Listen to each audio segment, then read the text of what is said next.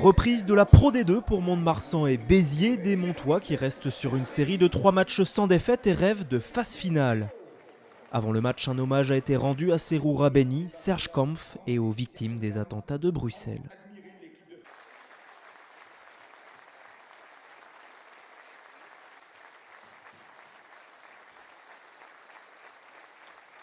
Puis le match commence, coup d'envoi de Thibaut Suchet pour Béziers, mais ce sont les Landais qui réussissent une entame parfaite.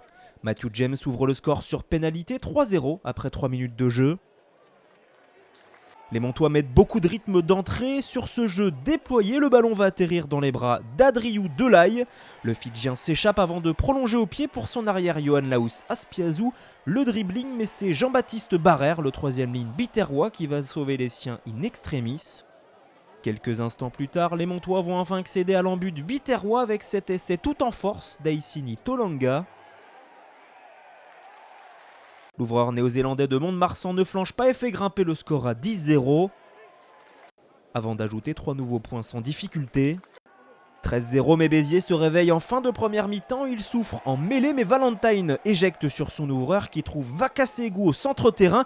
Il franchit, mais est stoppé à 5 mètres de l'embut. Ballon rapide, Valentine écarte sur Suchet qui dévie sur Perras. La passe sur un pas sur Conrad Marez qui va inscrire le premier essai biterrois, validé après avis du juge de touche. Malgré la position, Thibaut Suchet transforme cet essai.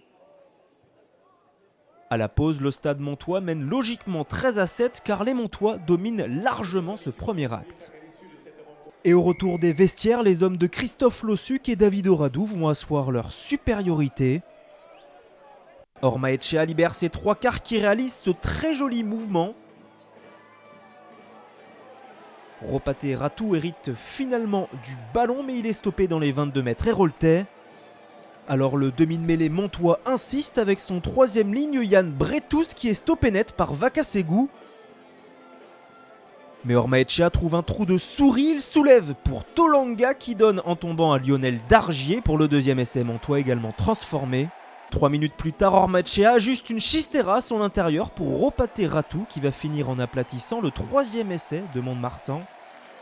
Matthew James rajoute 2 points, le stade montois mène 27-7 après 48 minutes de jeu.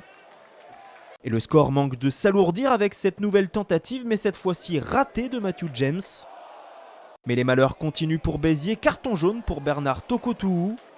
Et la sanction est immédiate, d'ailleurs ce lancement se passe de commentaires. 4e essai montois signé Sylvain Mirande qui reste scié devant ce très beau mouvement des siens. Matthew James porte le score à 34-7 et Mont-de-Marsan tient son bonus offensif avant l'heure de jeu. Jusqu'à cet essai de Loki Munro, le deuxième de Béziers dans ce match.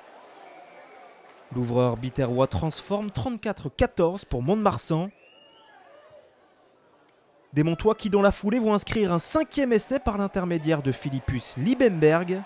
Avec la transformation, le score grimpe à 41-14. C'est une correction, mais l'ouvreur de Mont-de-Marsan va se rendre coupable sur cette action d'un en avant volontaire.